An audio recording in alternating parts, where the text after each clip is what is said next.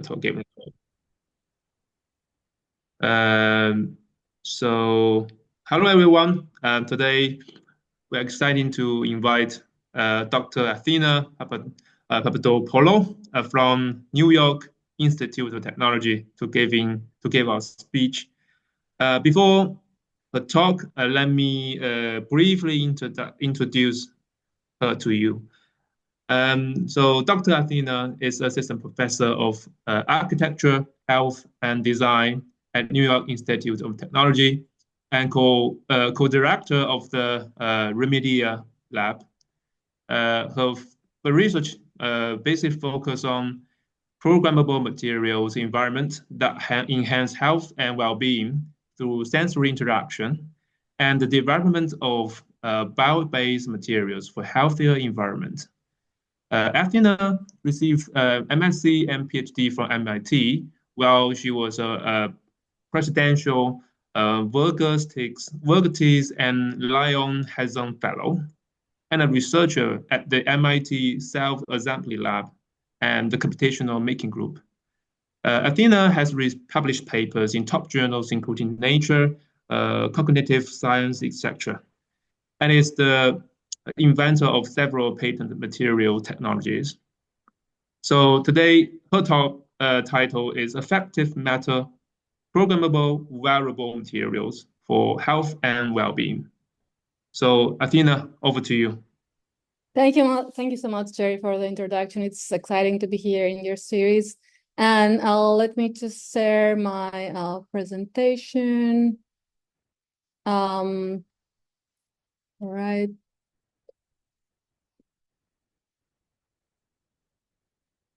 Let me know if you see okay, like full screen. We're good? Yes. All right, perfect. So yes, so Affective Matter, programmable wearable materials for health and well-being. So before I get into what that is, let me just talk briefly, my research addresses material environments for health and well-being, material interaction, programmable materials, and new kind of bio-based printing processes. As you see here, there's a lot of hands. There's a lot of focus on haptic and kind of this kind of a human material connection. And since we're talking about programmable materials, I wanted to show a slide about a little bit the kind of a background inspiration for this work, which is the work I was doing at MIT Self-Assembly Lab when I was a student and researcher at MIT. We worked with Carl Davis, who's the director, in a kind of a wide range of projects on how materials kind of respond to heat, temperature, or humidity, and to change shape and have like a controlled transformation. And the vision at the time was how to have this kind of a self-assembly idea without like human intervention. I was, however, always kind of driven by the idea of how can we use these materials for the benefit of like human and human body and kind of working on this interaction.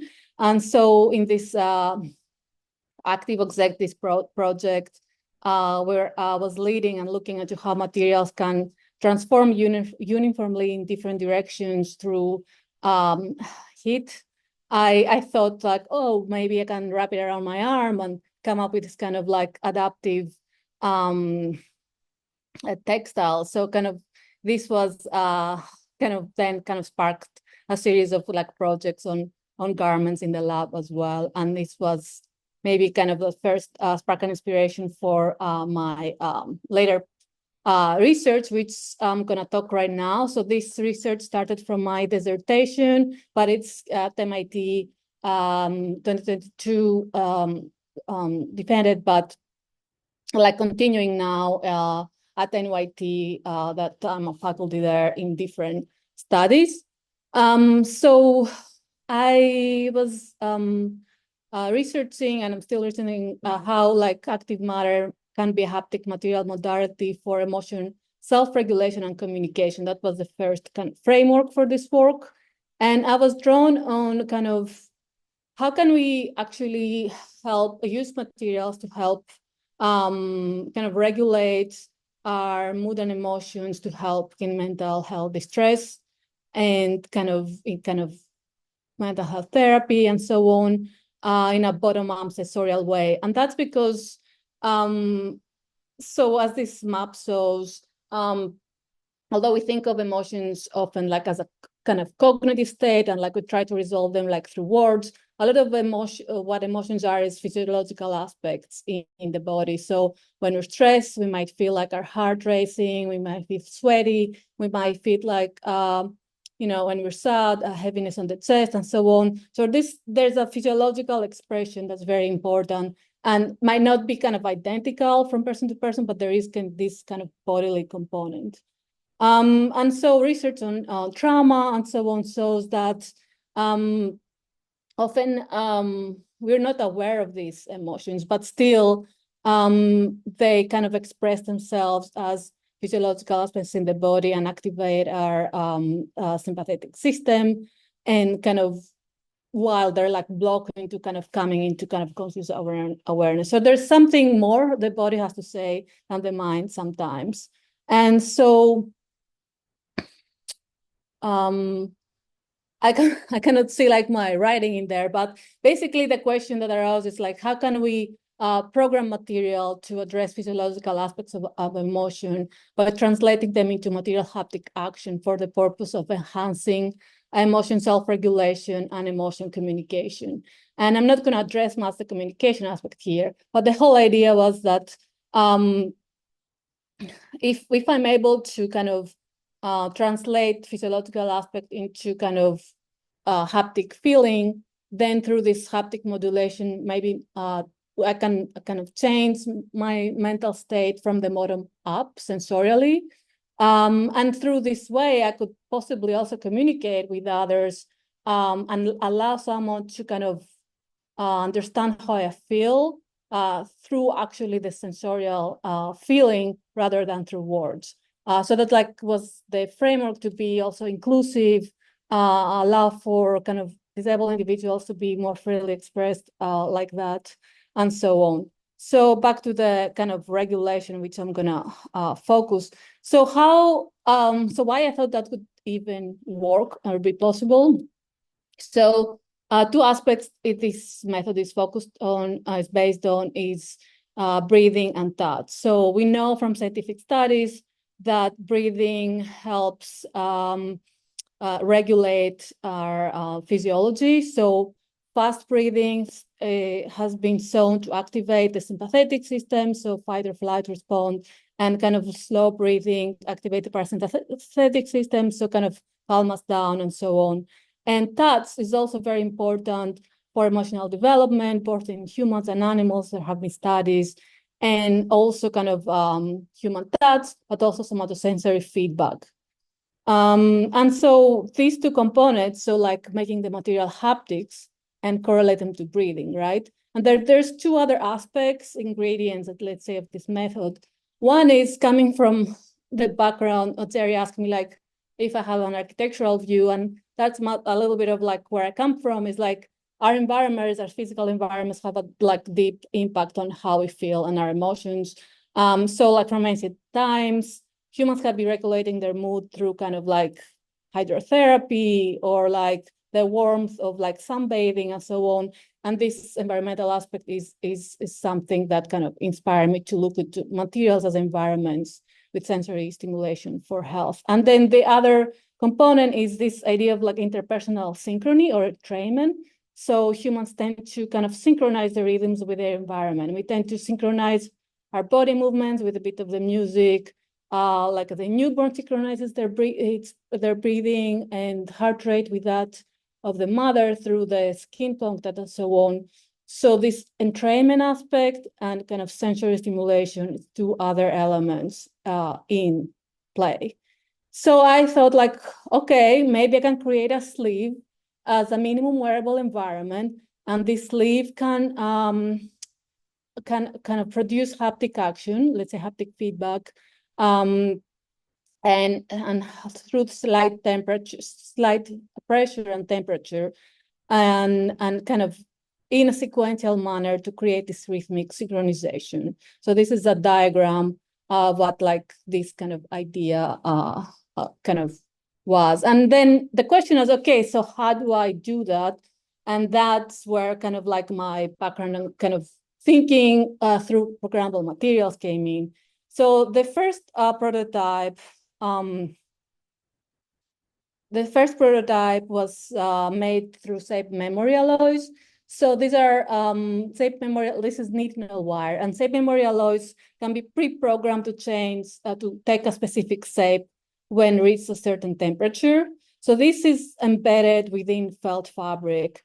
And when current passes through, it changes shape, producing this kind of haptic sensation because the whole cuff changes shape. Of course, there was a challenge with nitinol wires because there's only one-way transformation. They change when they're heated, but then they don't go back when they cool down. So we had to add these elastic materials to kind of manually make it go back to kind of its zero state. And these are individual cuffs that they would actuate individually to allow for different pattern formations and control. So we created a study comprised of 3 groups: control, slow, and fast. And we wanted to test the hypothesis that kind of slow and haptic rhythmic action of the sleeve can decrease and increase respectively participants' physiological symptoms of stress. So we had these groups of people wearing the sleeve.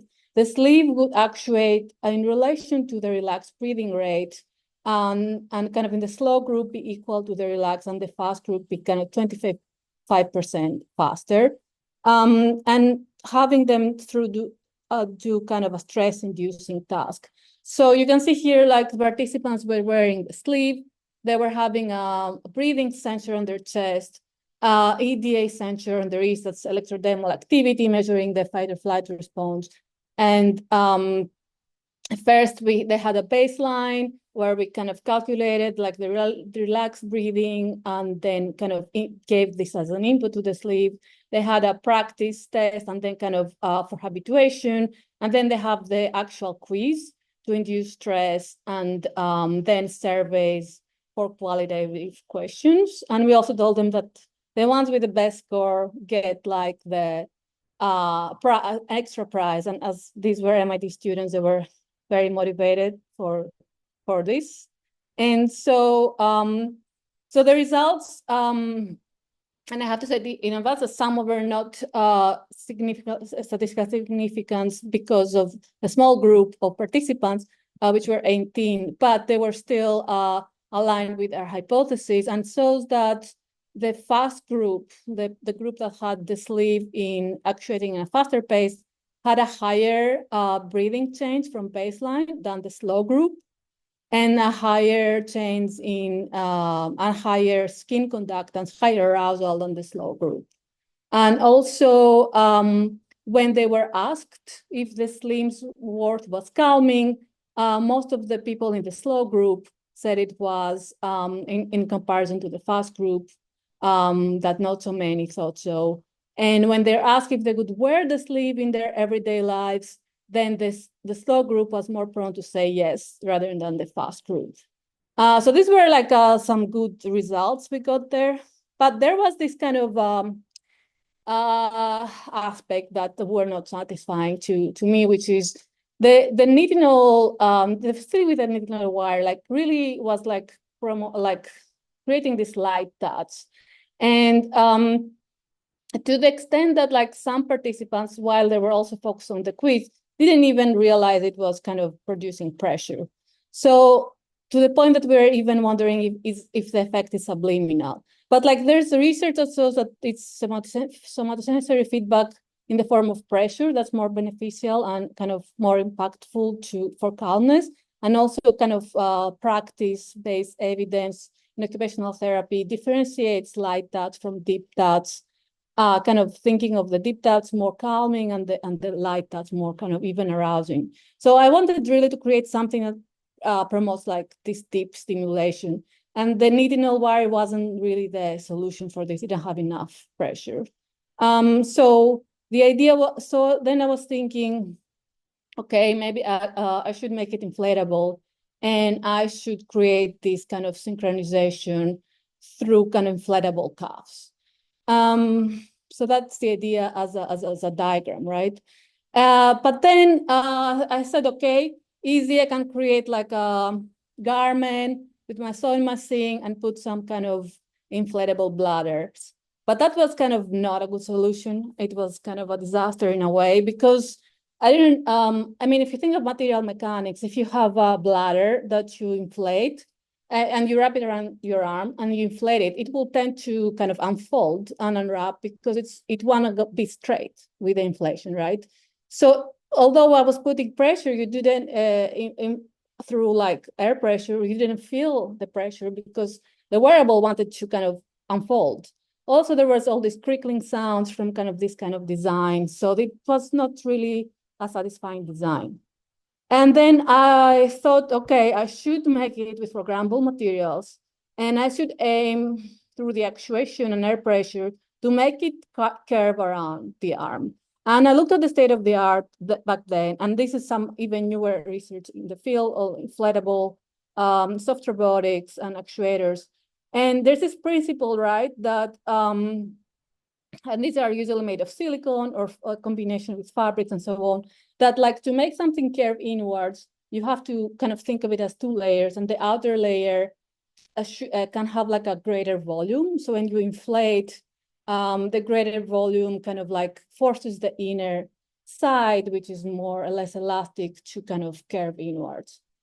But that was not a good solution for me because, again, the volume would go outwards and the pressure would go outwards instead of going towards the skin to create more pressure. In addition, I didn't want this to kind of look ballooning and kind of like stigmatizing the users, because the idea was that people with disabilities would wear it. They wouldn't want to kind of wear it like an shout out. So here you see the problem, like in A, so you have a flat bladder, and when you inflate, it kind of balloons. In B, a typical actuator, the bumps would go outside when it curves. So I really wanted to create number C, which is like create it so the bumps are inwards when it deflates and it curves inwards. So this is the actuator I designed, developed, and it's patent pending at MIT, which is actually, I was able to control the transformation through inflation, and this is fabric. This is nylon heat sealed fabric. But through the heat sealing patterns, actually, I was able to control it so the bumps are towards the skin and produce more pressure. So you see it here, deflated on the left and inflated on the right. And there's no kind of inflation on the outer level. It's all towards the skin, so it doesn't stigmatize the user and so on. So this is a brief video. Of course, all these electronics now are being miniaturized, but you can see it inflating, right? But there's not really don't really see it. And this is like when you kind of take them apart, each module individually, what happens when they kind of actuate, because this was made modular to be able to adjust to different sizes of bodies. So then I did another study, with a similar hypothesis. So I expected a positive correlation between breathing rate and pace of haptic action, and negative correlation with the wearer's perception of calmness. I have three groups: the regular equal to relaxed breathing rate, the fast 30% faster, the slow 30% slower.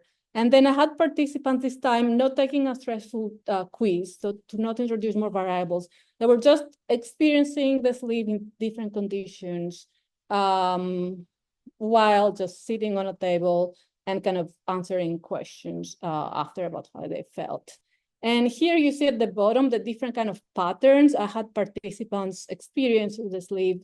But these patterns were, no matter the difference of the pattern, some had heat, some didn't have, and so on. There were, again, three categories: the slow, the fast, and the slow, the regular, and the fast. And you see participants, when wearing the participants in the slow group had a decrease in breathing rate from the baseline, whereas participants in the fast group had an increase in breathing rate from the baseline. And in regular, they had a little bit of decrease, but it was kind of like nothing compared to the other two So here then, so this again, I didn't calculate the significance of the statistics because that was also done after COVID, and it was like the study kind of stopped in the middle, and I didn't have equal participants in the groups, but still the kind of is aligned with the hypothesis that demonstrate a positive correlation between the pace of haptic action and the breathing. And the breathing pace. And so that's also what's interesting here is that in the qualitative results, I gave them, like while they were wearing the sleeve, I gave them this kind of affective circumflex kind of evaluation that they would use through sliders based on this kind of theory of emotion. Like each emotion is mapped onto 2 dimensions, arousal and valence. So on the upper quadrant, on the right, you see all the kind of positive arousal, positive valence emotions like excited, happy, and so on. In the top left, you see kind of positive arousal, but negative emotions like tense, upset, being distressed, and so on. In the bottom left, positive, negative arousal, negative valence like sad and tired. In the bottom right, negative arousal, positive valence like calm and kind of being contented and so on. So mapping kind of the results of each participant, overlay them on top of each other for the 3 groups. We see actually this kind of affective maps created. And for the slow group, the maps gravitate towards the bottom and more like bottom right or a little bit left, which is expected, what was expected. So they were feeling more calm and a little bit tired. And then we see the regular group that's more symmetric, right? So their affective change didn't change so much. So it's more neutral. And then the fast group was more more arousal and but positive arousal. So not stress, but more like excitement and high energy. And so that was an exciting result because it showed that like basically by potentially by kind of adjusting the pace of the sleep, you can regulate your arousal levels. And then this takes me to the third and last study, which basically takes advantage into these kind of insights for kind of for looking into kind of to apply to kind of health and therapy aspects. So now we are looking with a collaborator at New York Institute of Technology, Professor Alex Lopez, to how to kind of use, and he's a professor in occupational therapy, on how to use this kind of wearables to regulate arousal levels in individuals with autism spectrum disorder. And so these individuals can be kind of have sensory processing disorder, so can be hyper aroused or hypoaroused. They can have less stimulation than like neurotypicals through sensory stimuli, or they can have more. So we thought that kind of the ability to regulate arousal levels through the sleeve would be ideal to try to monitor, kind of self-regulate this aspect. And so we're doing another study now. I don't have results yet to share, but in addition to the standard hypothesis of the correlation between the pace of haptic action and breathing, we want to see if the fast pace will be useful for people with hyperaroused profile to help them get more energized and kind of more have better performance also and when taking tasks. And the opposite, for individuals with hyperaroused profile, they will be able to calm down if they're wearing something that has kind of slower pace than the relaxed breathing. And so we're doing this experiment now with children in these kind of conditions, slow, fast, and control, and through kind of pre-testing evaluations and so on, and testing. So the kids are now like taking kind of quizzes to test their performance while wearing the sleeve, and kind of testing in these different conditions between different weeks, and hoping to see good outcomes out of that. And lastly, like we're looking into different type of garments. So like, why would it be necessarily a sleeve? Like we know that there's this kind of standard vest that is used for sensory stimulation, and kind of like a weighted vest for this individual. So like an inflatable vest is another avenue we're exploring, or like could it be even a different type of garment? So there's this design experimentation. And also another thing is like we're developing an interface, a neurotech with my research group on how that will allow participants to actually customize the garment based on their own preferences and kind of their own needs, because customization to individual is very important. So you see this kind of idea that can be, it's now like a web interface, could be kind of a phone interface and so on.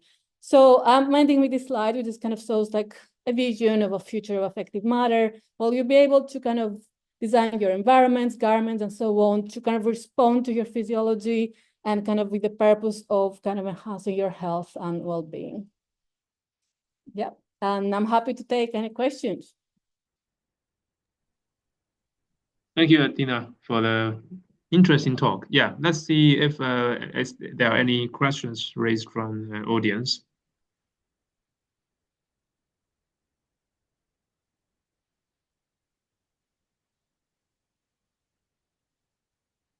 You can put in the chat, or you can just raise your hand here.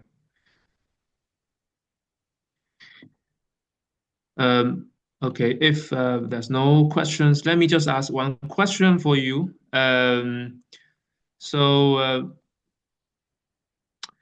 just curious about the individual's personality on the result that you actually have got in the studies, right? People generally have different personalities, and that I generally speak and thinking that could be a kind of uncertainty in the measurements of the study. Have Yeah. you considered that, or is this not different? Yes, of course. And I mean, now I'm like presenting very briefly, so there's no room to talk about these interesting differences. But Yeah. when I did the study, for example, the kind of with the pneumatic, right? So I was testing different parameters, for example, warmth, like if they prefer the warmth versus not warmth. And this was kind of very, like they were like, for example, many individuals like the aspect of warmth, but there were some that were like really, really thought it was kind of aggravating and kind of create them anxious. It had the opposite effect. So there's always kind of exceptions to the rule. And also kind of when I tried the kind of different patterns, some felt kind of, there were like a lot of differences in them. So there were a lot of cultural aspects also, like, you know, some was reminded of like, I don't know, a cat sleeping on their arm. The other one said like, oh, I felt like someone's grabbing me. So like different kind of reactions. But like somehow there was an average tendency towards, you know, the results I'm showing. That's why the customization is very important if we consider a product. And especially when talking about individuals with autism or other conditions that, you know, that can be more sensitive, right? Something that we think like on average can calm you down. Maybe it's very kind of disturbing and kind of actually like anxiety provoking for them. And then they can kind of even, you know, throw a tantrum or like, you know, it can be very bad. So I think this is kind of helpful to get some general directions, but then like certainly if we think of it as a product, there can be some kind of even like integrate machine learning to really understand how like your body reacts, and so be kind of a smarter product. Yeah, I mean, I'll count how many there are many mobile apps on our cell phones can monitor analysis the people personal's physiology state, right? So it can probably plug into, I mean, your data capture from your sensors can probably plug into such apps and softwares for post analysis of even for procurement or treatment of something of Yes. people's behavior. Yes, totally. I thought of it more when I worked on it, most like as a kind of contribution in the material aspect of it, especially when I first worked on it. There was no like we think of the kind of there's a iWatch and so on, and kind of the apps on the phone as monitoring as physiology, and kind of they do tell you like your physiology levels, but they usually don't give you a physical feedback, right?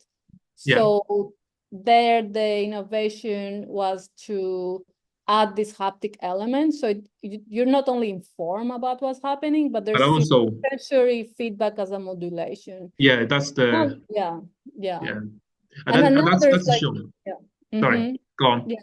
No, I mean, like now there's like some, there's others working in this area in different ways as well, but it's still not, it's still new. Like I think that this Yes. great feedback. I, Yeah. I can thought of the power issue if it's a portable uh, uh, product, right? If people want to wear, it's a wearable product to be as a design. Uh, so how do you solve this? Usually, it's kind of the um, used in like in the fixed position, or is it kind of a portable? Yes, so now we've worked in the miniaturization. I mean, the electronics can be like really kind of like a small board, but what takes more energy and space is the, the motor pump and the battery, which you can, I mean, you'll still have something for a battery. Of course, like there's companies with like smaller components, more expensive components. So I think like it can come up to something like, like a few centimeters by a few centimeters that you have to put Of course. somewhere, integrate somewhere in your garment. So I'm working on these ideas as well, but it's certainly a challenge to how to kind of miniaturize as much as you can when you have to deal with a pump and so on. Yes, but it is portable. Yes, now it's working. Yeah. Okay. Yeah. I think I've very glad to hear these interesting answers yeah, and have understanding of your work. And I think today I think it's close to the time. And then if there's no questions about from the audience, I think we're gonna just close today's session. And thank you very much, Athena, for attending today's Future Intelligence Talks. And hopefully you can keep in touch. Yes, of course. And yes, if we can meet physically at some Yes. point. Yeah. Yes, I'd love that. And thank you so much. It was a pleasure to share my work. And if anyone thinks of a question, you're welcome to email me the question or touch base. Thank you Okay. again. Thank you, Athena. Bye bye. Bye. Thank you.